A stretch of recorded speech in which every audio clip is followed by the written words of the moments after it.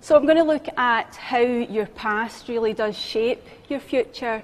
And when I was putting this presentation together, I thought of it in two different ways.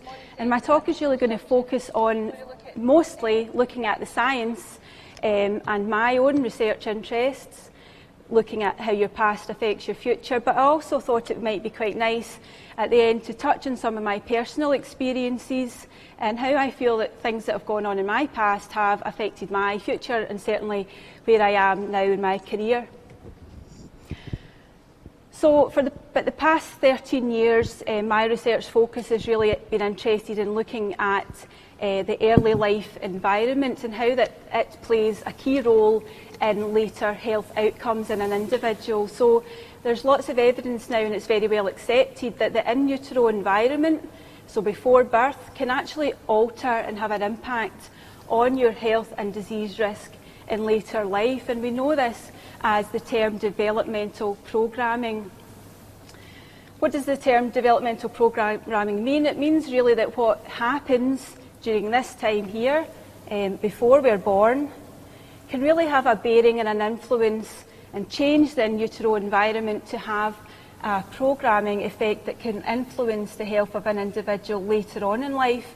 And this might not manifest until older age or adolescence, but has been locked in during experiences and changes to the in utero environment. And this is a well accepted hypothesis. You'll also see it referred to as the Barker hypothesis due to the fundamental experiments by the late David Barker in the late 90s. So this is a key hypothesis, and really this Time magazine cover sums up for humans in this front cover that the first 9 months of your life before you're born can shape the rest of your life. So we know that from this developmental programming hypothesis, we've learned a lot about some key diseases that manifest later on in life. And so these have been called diseases that have a developmental origin. So things that happen and originate in early life during development manifest later on in these diseases. So this is known as the developmental origins of health and disease, and is based on this notion of developmental programming. So some key factors during maternal life, such as maternal drug and alcohol exposure, maternal stress and maternal smoking, and also maternal over and under nutrition during pregnancy, can program changes within the fetus during development, and these are locked-in changes.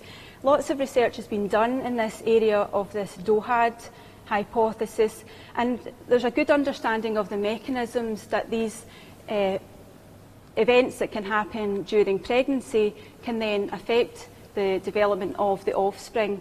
So for example, for many of these insults that occur during pregnancy, we've got an understanding that these can program in changes in the fetus and the offspring, such as intrauterine growth restriction. So these insults that have occurred, over, under nutrition, stress, smoking and some drug and alcohol exposure, can affect the growth of the developing fetus, and so that they're growth restricted. So if we look at the pictures here, we can see that these babies on the left, both of these are actually the same gestational age, but the baby on the right has had this growth restriction. And we've seen this in human models of undernutrition and maternal stress and overnutrition, but they're also seen in animal models of under and overnutrition as well. So this little lamb on the right here is also the same age as its counterpart on the left. So this intrauterine growth restriction, and we know from lots of the experiments that have preceded over the past couple of decades, the mechanisms of this are quite well understood, that this low birth weight for gestational age, as we know it, is an underlying feature of disease risk. So for example, individuals who are born low birth weight for the gestational age, at below 5 pounds or so, can have an increased risk of going on to develop cardiovascular disease and metabolic diseases later on in life, and they manifest later on in life, but they've been set down during fetal life. this DoHaD. So for some diseases and exposures during pregnancy, there's been a lot of research interest. However, comparatively, the effects of environmental chemical exposure during this sensitive time are relatively unknown. So the mechanisms by which environmental chemical exposure during periods of development and their long-term consequences on the offspring in terms of programming their long-term health are relatively less understood. And that's where my research interests come in, and that's what I've been interested in the past 13 years, to try and understand this. But should we be concerned? Is there a reason for us to be concerned about chemical exposure during pregnancy and long-term health? Well, when we look at the statistics, and these graphs are a bit old now, from Richard Sharp and colleagues, and we've seen over the past few decades now this increase in rise in reproductive diseases. So testicular cancer, hypospadias, which is malformation of the male reproductive system, and reduced sperm counts in males.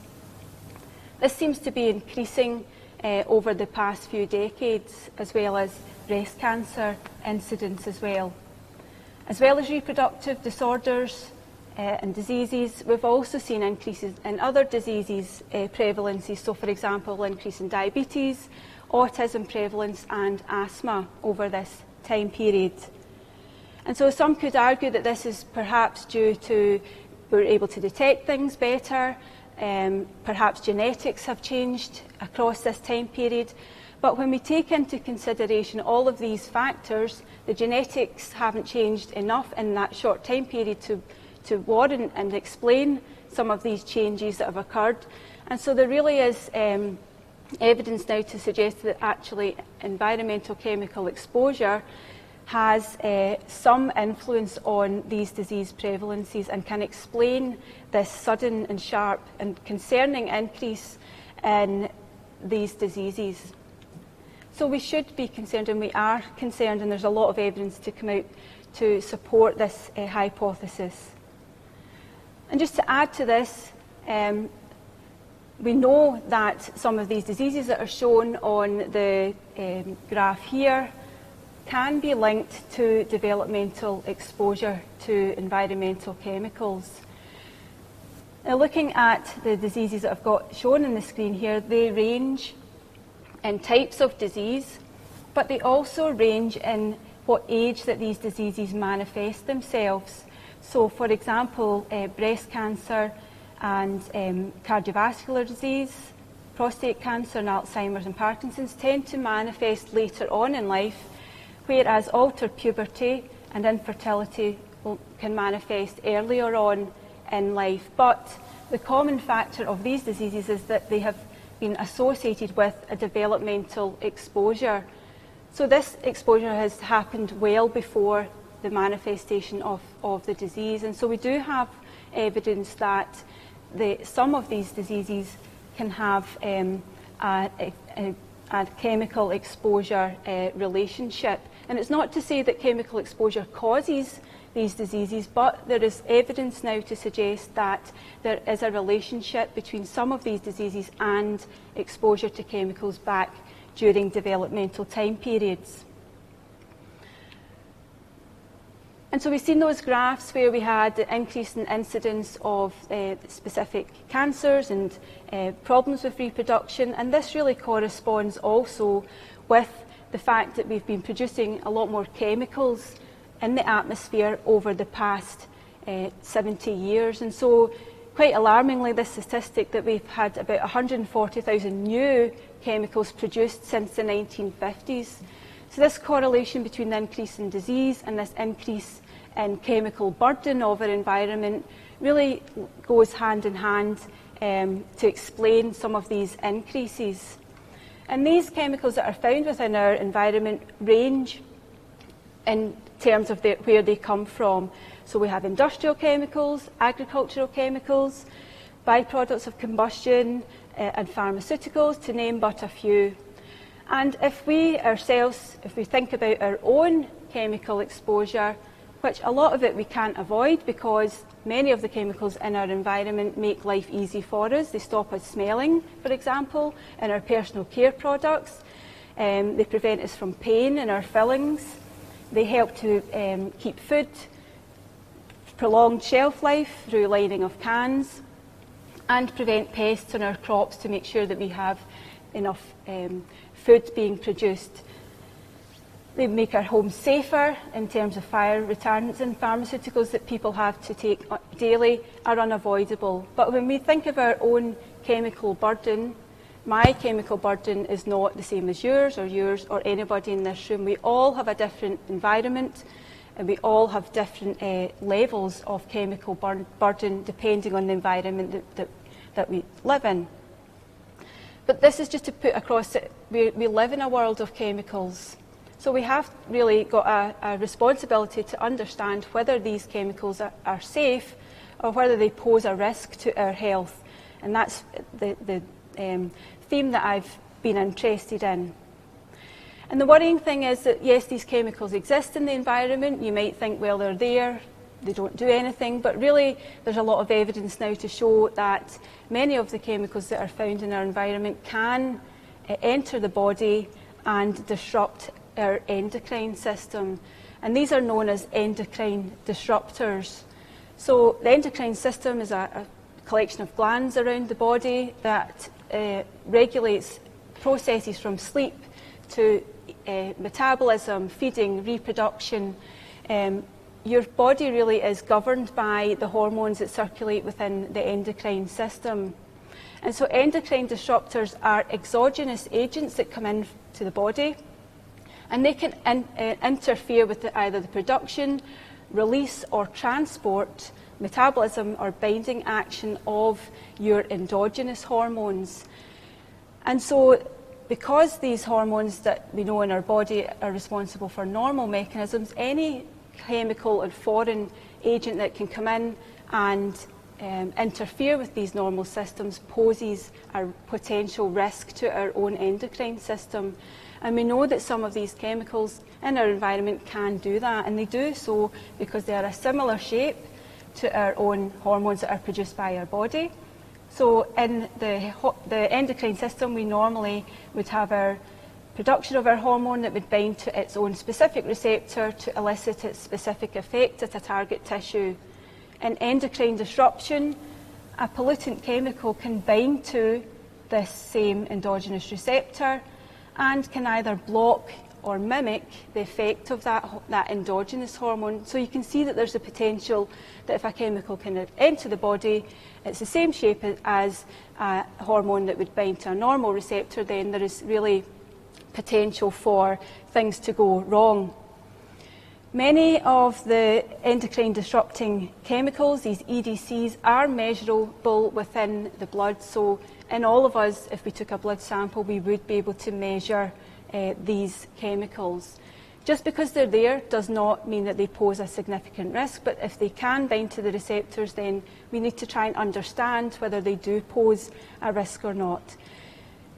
Pregnancy is a time when lots of development is going on, and so the endocrine system is responsible for that normal development. Endocrine disruptors therefore have the potential to disrupt normal development. Now this looks like a large comprehensive list of endocrine disrupting chemicals. It's probably just the tip of the iceberg, and I don't want you to focus too much on remembering all of these different components and then trying to look at your different personal care products and seeing whether they're in them. But for this talk, I thought I would highlight with the colour coding the different mechanisms of action that some of the chemicals that are found in our environment can have. So for the purple here, we have phthalates, which are found in personal care products, some of them, and they can actually bind to the androgen receptor and inhibit testosterone production. For the blue chemicals shown here, these have been shown to be estrogen receptor agonists, so they can bind weakly to estrogen receptors in the body. The green ones can act via the thyroid hormone and receptors, and the red ones can also act at androgen receptors as well. So that's really just to emphasise that many of the chemicals that are in our immediate environment have different modes of action. So that they don't act in exactly the same manner. So if they do enter the body, it's very difficult to determine what action they have had, because if they're all binding to different and having different effects, then it makes a very complicated picture of trying to understand the mode of action. We're exposed to a chemical mixture. We're not exposed to one pollutant or two or three. We're exposed to a cocktail, and this makes it very difficult to try and determine risk, because we're not dosing and looking at a response. But for endocrine disruptors, we know from the literature that even at very low doses, they can disrupt the delicate endocrine system, and they can create this mechanism for disease that then programs for long-term health. And for some endocrine disruptors, the biological changes that manifest can be seen at low doses but not at high doses. So you might assume that it would only be a high dose of a particular chemical that would elicit an effect, that low doses below any risk level would be deemed safe. But we know that even at low levels they can have an effect, and they can bind to receptors. So the dose responses for all of these chemicals are also different. They're not linear and they're not monotonic. And what I mean by this is that we can't look at a certain chemical and be able to understand that if you give this amount, you will get this response, because if you look at this graph here, we can see, for example, three different diseases and then a toxicity threshold. So some chemicals will have different modes of dose response. Some will be like the red line, some will act like the blue line, and others act like this line, which is green. And this is called a non-linear, non-monotonic tonic relationship. And that's quite concerning, because many of the endocrine disruptors that we've seen in that list previously have this non-monotonic dose-response relationship. And what that means is that it's even at low doses, we have a low effect, and then further up we have a different effect, and then it starts to decrease again as we get to even higher doses.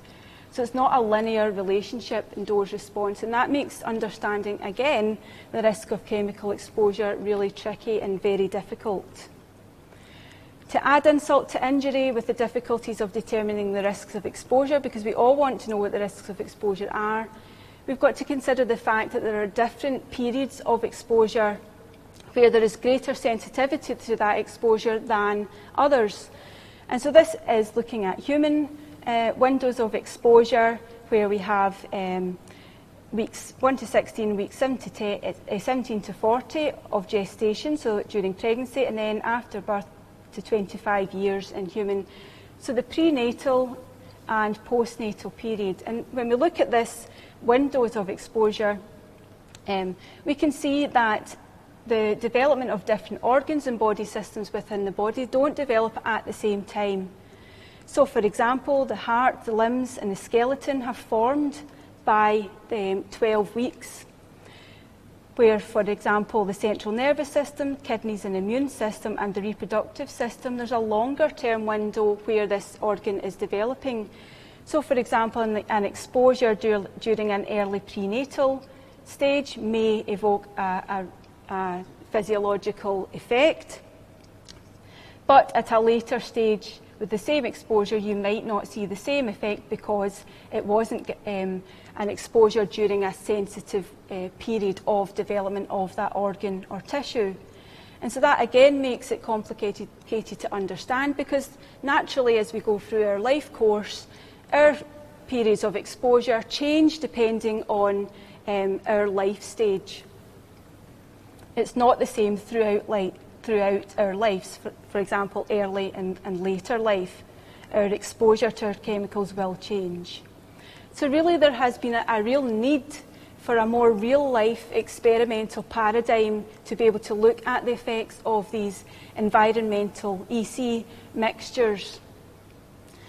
Lots of experiments that have come before have been really useful in determining the mechanisms of action of endocrine disruptors and chemicals within our environment, but many of them have used laboratory animals, inbred populations of animals with a really specific exposure to one or two chemicals and looking at a response. Other experiments have looked at more acute controlled exposures, so they've maybe looked at a few mixtures of chemicals and looked at the effects. But this is the real world, and as I've just explained and looked and showed at what are the chemicals within our environment and the different sources, we need to have a paradigm that reflects this, reflects our human exposure. So although experiments using animals to try and understand mechanisms have been useful, we've got to think about exposure in terms of the fact that it's chronic. We're normally exposed to low levels, and we're exposed to a mixture of different chemicals, normally in an outbred population. And so we need a model to try and address this, to be able to really understand the impacts of this low-level mixture, exposure and long-term health. And so that's where our research at the University of Glasgow has come in, because we have set up this biosolids exposed sheep model, which we use to try and address some of these complicated problems that arise when we're looking at chemical mixtures. So the biosolids exposed sheep model, this is a model that I've used since I started my research career at the vet school back in 2007. And if you're wondering what biosolids are, I'll just explain where they come from, and then you'll understand how we can use them as a model to understand chemical mixture effects. So all wastewater that comes from domestic, industrial sources, from our houses, goes to be processed at our water waste treatment plants, where they clean up the water, remove bacterial load from it, make it safe, process it into thermally dried pellets known as biosolids, also referred to as sewage sludge. You get different forms of this wastewater byproduct. And biosolids are actually an excellent fertiliser, so much so that they are applied to the pasture worldwide, to about 50% of the land, and the EU directive seeks to encourage the use of sewage sludge or biosolids in agriculture. They're spread across all 50 states of the USA, so they are an excellent fertiliser for the farming community, and they're used in agriculture as a cheap means of fertiliser, so that that's a good side of them. But the caveat to this is that they also contain a cocktail of chemicals, and therefore they reflect our own chemical exposure, because they come from all of the sources where we use chemicals in our lives.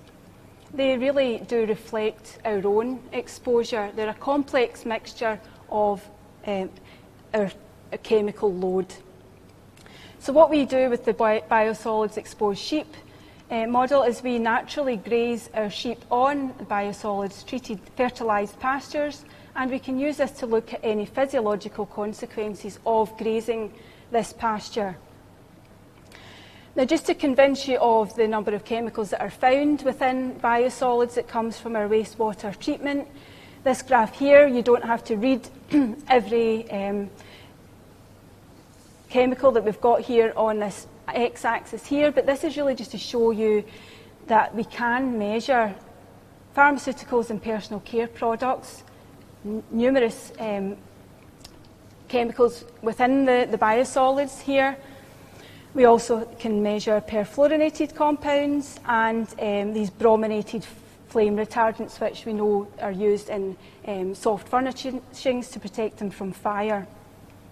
And this is just measuring from these biosolids what chemicals are in it. And I think it's always useful to think about we only know what we know, but we don't know what we don't know. So when we measure from biosolids, we're only looking to see certain compounds, and I'm sure there are a number of unknowns within biosolids as well, and that's why if we take it as a full exposure model, we're accounting for the fact that there are some unknowns within that, the biosolids too, but that we are also exposed to.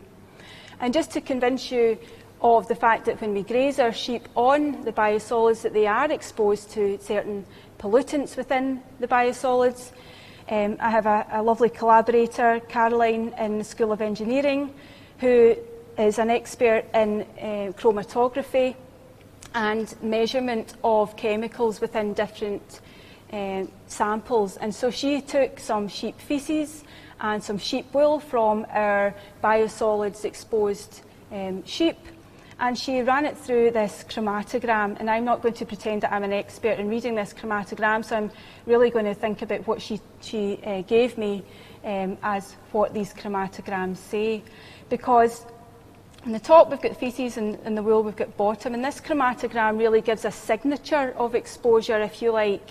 So each of these colours here and dots will represent different chemicals within that matrix.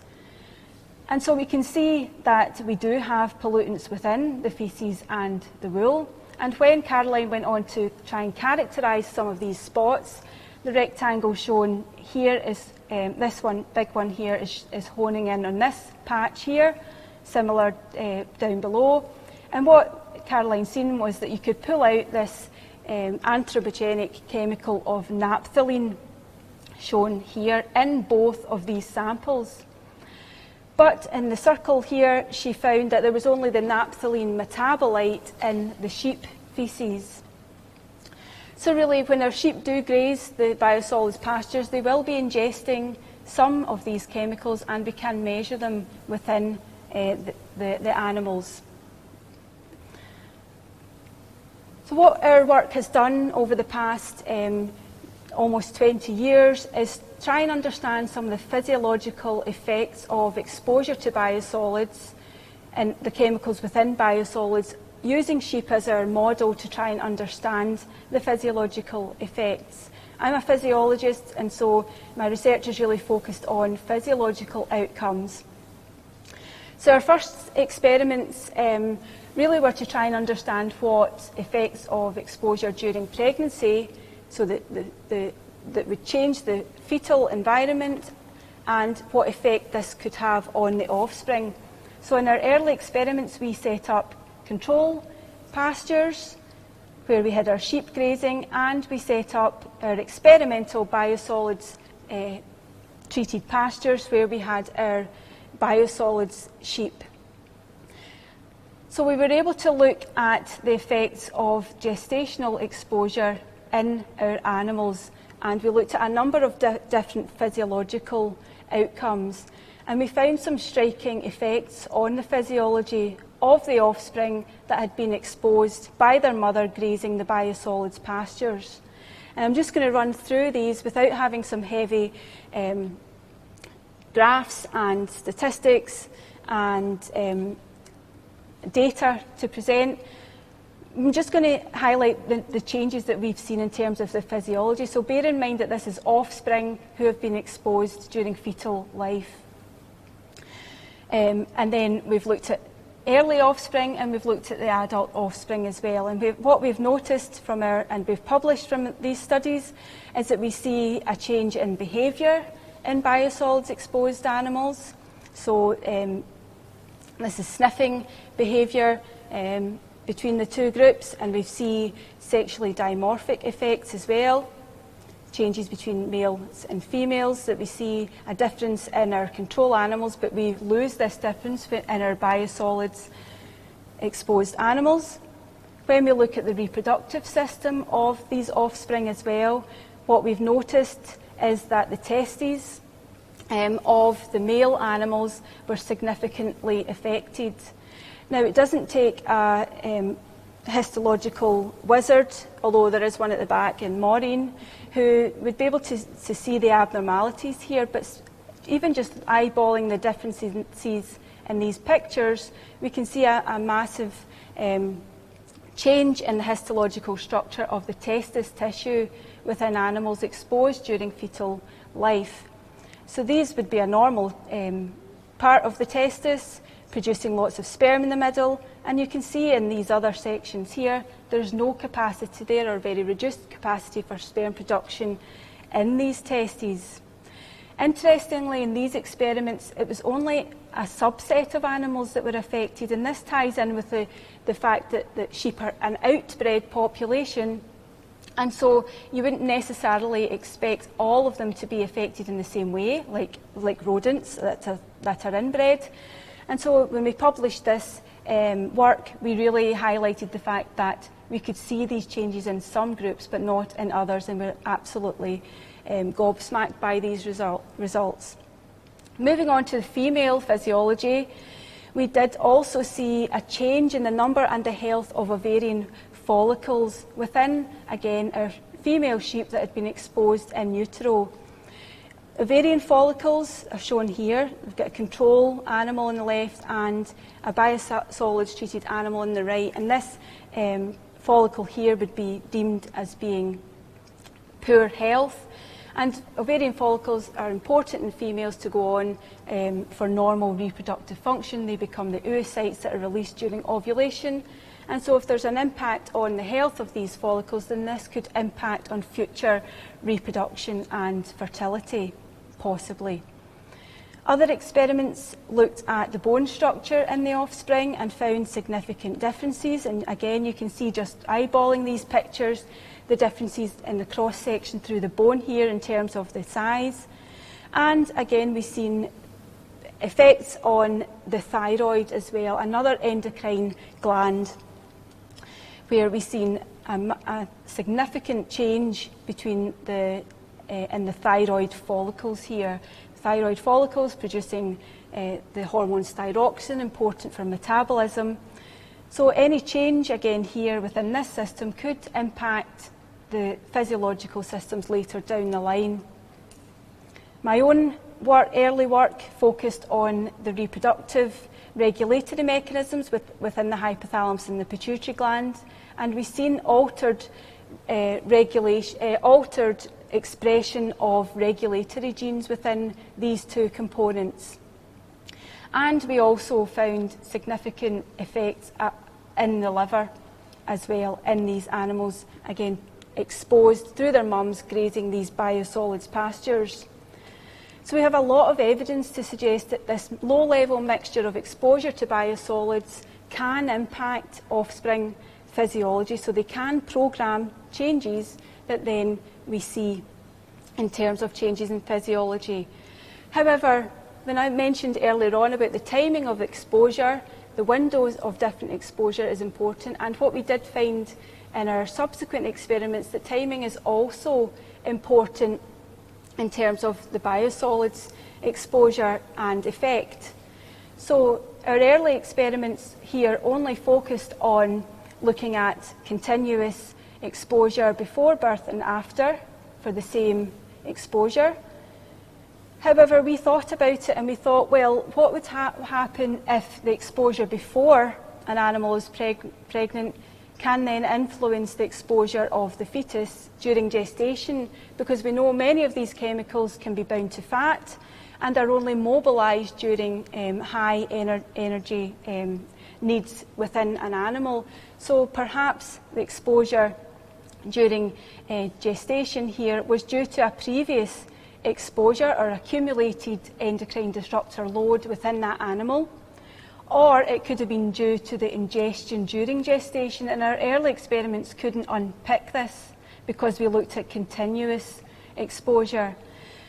So we then went ahead and set up other groups in a separate experiment where we made 4 different groups, with the addition of 2 groups here that would start to account for the fact that we wanted to look and see how historical chemical exposure could possibly affect the physiology. And so these 2 groups here were set up where we had control animals which were only exposed to biosolids during gestation. So this would be reflective of this ingestion only exposure.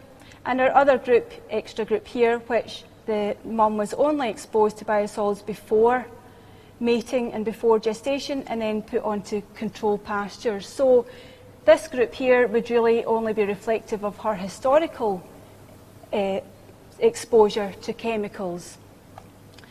And in these groups, we looked at the reproductive physiology that I was interested at the time.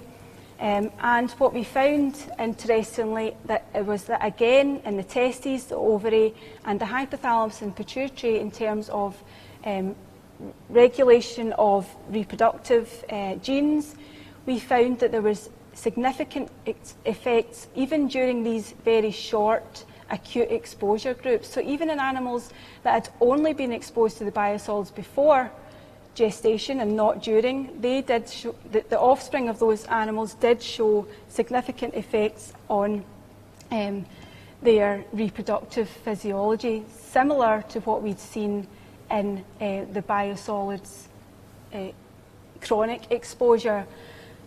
So that was our early work, really has solidified the fact that this model can be used to understand mixture exposure, low-level exposure to chemical mixtures, and the effects on the offspring.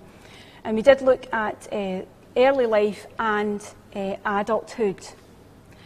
Just to note as well, we also did see sexually dimorphic effects, so males weren't affected as the same as females in terms of the hypothalamus and pituitary glands, and also in terms of their liver physiology. And I've put the references here in case anyone's interested to go and have a look at more of that.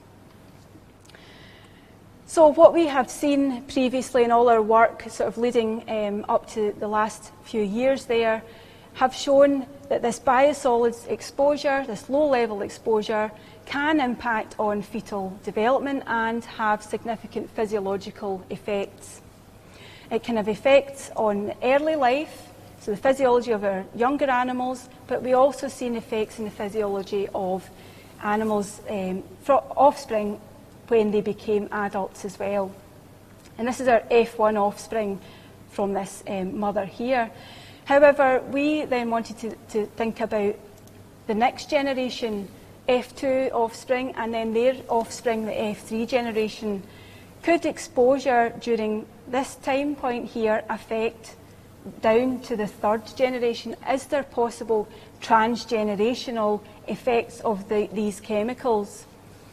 And the notion behind trying to work this out and research it was because we know that from other studies that exposure can have epigenetic effects. And by this I mean that it can modulate the DNA gene expression without altering the structure of the DNA. So the epigenome, we know, is influenced by the environment and can be influenced by chemical exposure. From our experiments, we generated some pilot data looking at methylation, which is an epigenetic change that can occur, where we get methylation of the CpG islands in the DNA, which affect transcription.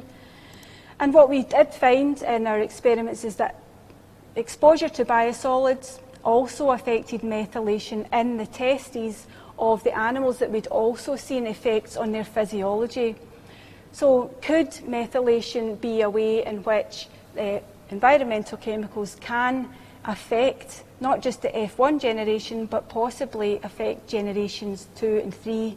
So that exposure during fetal life may not just impact on one generation, but could affect others.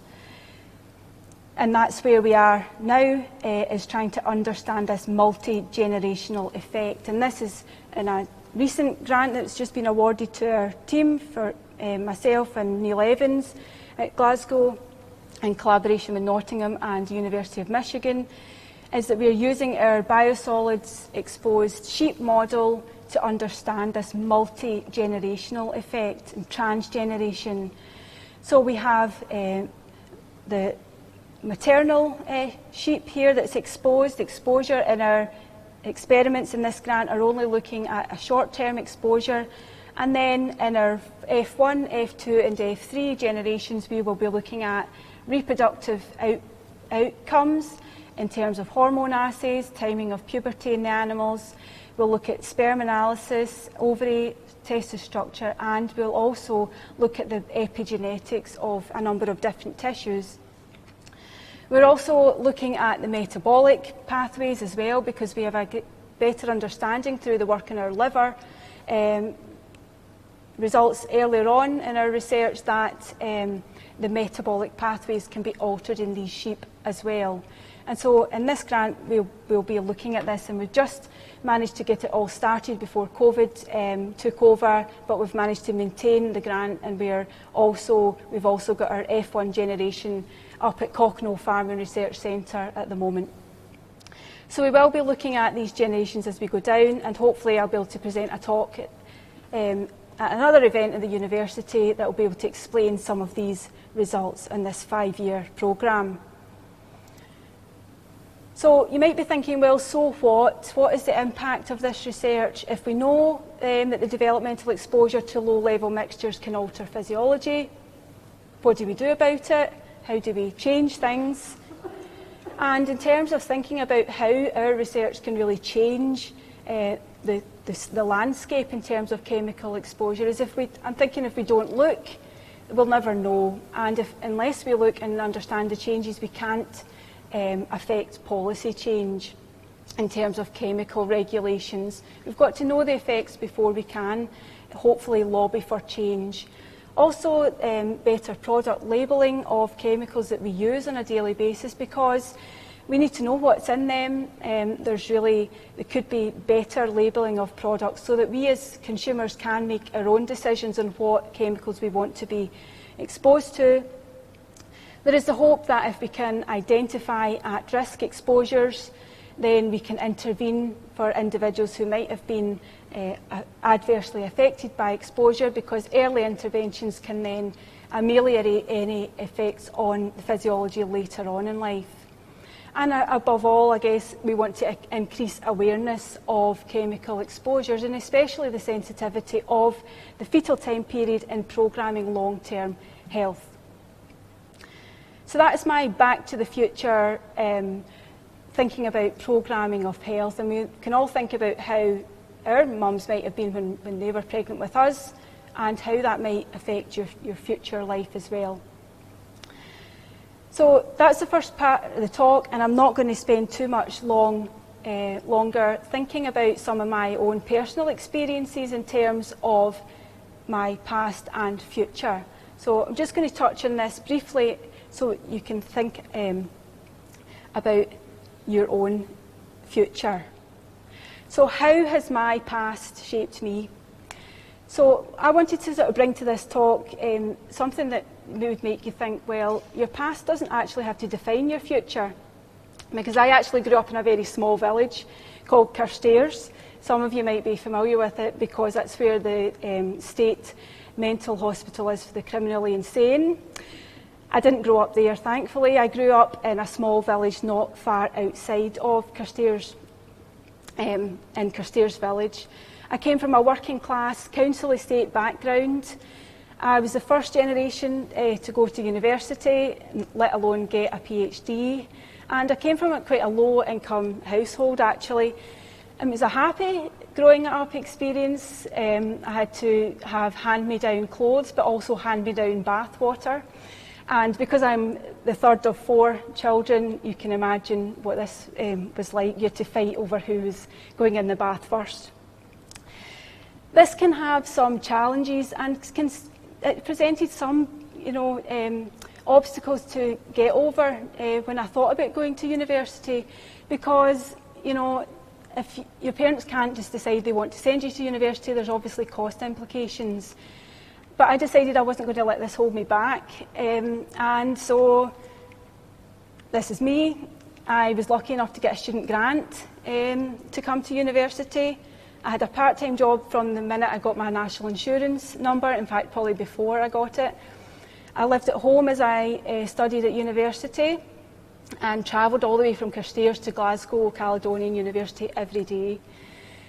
I had obviously lots of good support round about me that helped facilitate this, and I did study relatively hard. I don't really think of myself as being somebody that's extremely intelligent, but I did get a first class honours degree in 2000 at Glasgow Caledonian University. So this really was just to emphasise that I think, you know, your past, you can think of it, of where you come from, and I'm really proud of where I come from, and I can go back there and, you know, I'm not above anybody else, but people will have different obstacles that they come across, and I feel like you can't let it define you. If you have the right mechanisms in place, you can succeed. The second part of this is thinking about things don't always go to plan. So after I graduated with my degree, my honours degree at Caledonian, I was awarded a PhD at Caledonian as well, and I was absolutely delighted to accept that PhD studentship. However, in the 3 months into the final year of my PhD, I found out that I was expecting my first child, which was a bit of a surprise. Third year, last year, your PhD, if you're going to choose a time to have a child, you might not think that that was really the best idea. So what I did at that point in time was that I quickly got all my experiments tied up within the lab before my son was born in June 2003. So I managed to get all the experiments done. That was probably the best part of it, was that it forced you to leave the lab at a certain time because you had to be out the lab. And so after having Andrew in 2003, I really spent most of my maternity leave as a balance of being a mum, feeding, doing all the things that mums do, and also trying to write up my PhD that I had all the data for. And so I did this. I spent my unpaid maternity leave writing up my PhD with support obviously from my parents. I was a single parent at this point. And then in 2004, I got a position at the University of Glasgow in the Institute of Infection and Immunity. And it's not a coincidence that I've used this slide here, because I actually started my career in this building. Well, we actually moved to this building when it was built, because we watched it being erected from the McGregor building across the car park. So when I joined this department here, I hadn't written up my PhD yet, so I joined as a postdoc in Tom Evans' lab, and with the support of him, I actually was able to write up and graduate with my PhD in physiology in November 2004. So things don't go to plan, but if I'm thinking about how this past experience has shaped me, it made me resilient, it made me cope, and I think we often think that we're not strong and we can't deal with certain things, and I think this taught me that actually you can things are put in your way, you can find a way around it with the correct support. It wasn't easy, but I did get there. And that's my son, who'll be 18 next year. He's changed a lot, but I feel like I've not changed at all. The third part is really just thinking about support, and I've put a kind of rogues gallery up here of people that have supported me, because I think you do need support in your career, and if it wasn't for these people on this picture here, there's too many to put on the picture, to be honest. I've picked out a few key people who really have shaped me and shaped my career. They've supported me. I feel like they took a chance on me at a time when I needed someone to take a chance on me. Tom, who supported me as a single parent postdoc travelling from Carstairs every day to here, allowed me the opportunity to write up. Neil is one of the amazing collaborators that I've collaborated with since I joined him as a young postdoc in 2007.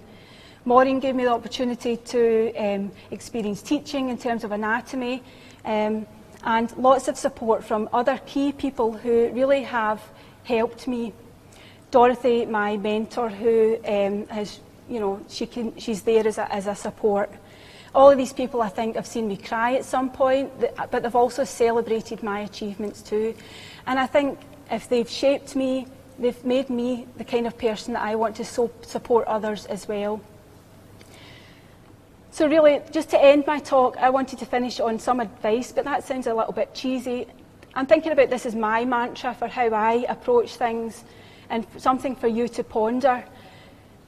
number one is get outside your comfort zone. I'm outside my comfort zone right now. I'm not a naturally confident person. I really fake it till you feel it. People would assume that, oh, you can talk in front of lots of people, you must be so confident. I'm not. I mean, I've probably thought about this talk since Maureen asked me to do it, dreamt about it, ate, slept, thinking about it at 2 o'clock in the morning, thinking the best phrases. I do suffer from anxiety. It can be extremely bad at times, so I do know it's difficult to get out your comfort zone, but I do know how good I'll feel once I step away tonight and know that I've done it. Rejection can be good. Rejection is awful at the time, but it can be good, and I've had lots of rejection, job rejections, grant rejections, more than I'd like to count, paper rejections. But from rejection you can learn and you can improve, and although it's hard at the time, if you pick yourself up, sweep yourself down and then move on, you can learn from it. So think about rejection, take the negative and then pick yourself up and move on. One thing I like to think about is that one bad week or day or month does not a bad forever make. So you have one bad day, you have a few experiments that don't work, something happens in your life that comes along and poses a challenge. This does not have to define forever. You can change things. You think about it and then you move on. And it could take a while for that to happen. Believe in yourself as well, and that is really cheesy. People say that to me all the time, but actually the one constant thing in your life is you. So if you don't believe in yourself, how are you going to get other people to believe in you? And although it's hard sometimes to believe in yourself and think that you can do things, if you trust in yourself and you believe you can, then I think that works wonders to convince yourself that you can do things. So believe in yourself. And the last thing really is to just focus on the positives. I think we do spend a lot of time, me definitely, is thinking of what I've not done, what I've not achieved, what I've not got. And then flip it around and then I have a word with myself and I say, Michelle, what have you got? You've got so much, you've got this, you've got that, you've got, there's so many things that I do have. So I tend to try and have that conversation with myself and focus on the positives. Everybody has got positives in their lives. We all have bad days. This is what you think it is on my face, and it's, I guess, an occupational hazard of working with sheep. But other days, and most days, are bright like this and positive. This is Cochno farm up here, and this is me delivering my first lamb a few years ago. So count the positives, and I just want to leave you with thinking about this quote here that came from a colleague, a collaborator of mine, Richard Sharp from Edinburgh, and we were discussing prenatal programming because we wrote a large impact paper that was published. And he said, well, if you like, your genes deal you a third of a pack of cards, your fetal development in your mum's womb gives you another third, and the last third you get to decide for yourself via your lifestyle choices and your diet.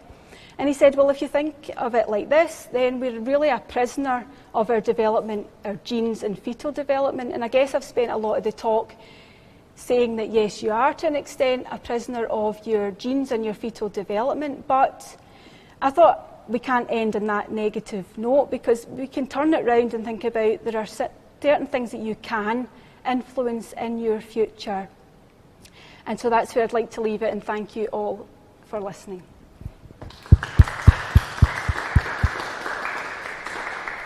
Michelle, thank you for that very thought-provoking talk about your research, and also I've learned a lot about you today as well that I didn't know, so thank you, it was very inspiring. Do we have any questions from the audience for Michelle? Yep. That's okay, just shout. Okay, so yeah, thank you for the talk, especially the second part. It's really reassuring for research things. Good. But my question is about the first part, actually. So, is there any particular reason why you decided to use sheep for experiment? That's a really good question. Michelle, would you mind just repeating the question for the online audience? Yep, so the question was why use sheep as your model, and that's an excellent question. It's one that I didn't address in the talk, so it's really good that you've brought it up, because we use sheep instead of perhaps rodents, which would be cheaper to keep. We can get multiple generations very quickly. Sheep, it takes much longer, they're more expensive, but with sheep, apart from them being outbred, which is a key thing for us to be able to understand, more relevant to human populations that are outbred, then we use sheep as a model for an outbred species. They're also a longer lived species compared to rodents, for example, so the gestation period is a lot longer, and the developmental time points that occur during the development in the sheep are more like human development as well. The other thing about sheep that we use them is because the reproductive regulatory axes in sheep, in terms of regulating ovulatory cycles and patterns like that, are more similar to the human than they are to rodents. So there is no perfect model for a human apart from a human, but we obviously can't use humans, so we try to get the most relevant model that encapsulates what we want to find out, and that's an excellent question. I hope that addresses it. Is that okay? Michelle, I've got a question from the chat, if I may ask. Yep. So it's kind of related to what you were just talking about, your sheep model. The question is, what drew your attention to activated sludge as being a useful chemical to use to investigate your research? Right, that is a good question, and actually it wasn't me. I wasn't drawn to it, I guess. It was a model that was set up by the James Hutton Institute back probably about 20 years ago now by Stuart Rind, who we sadly lost in a car accident. But he set up this model where he knew the James Hutton Institute are more interested in the sort of soil dynamics of activated sludge spreading on land, and so they had already set up a model to look at the soil, and they asked if people wanted to use that land to look at other effects. We knew what was in the sludge at the time, so we knew that there was a potential that it did represent chemical exposure, and he had done some experiments to look at load, chemical load within the animals that are grazed there, and so it naturally followed that the project was submitted to look at the physiological impact because nobody else had done it. It's a unique model. Stuart set up the pastures there, but then James Hutton Institute were going to stop all that kind of experimental work, and Stuart, one of the last conversations I had with Stuart Rind, he told me set up the model at Glasgow University, and I did that.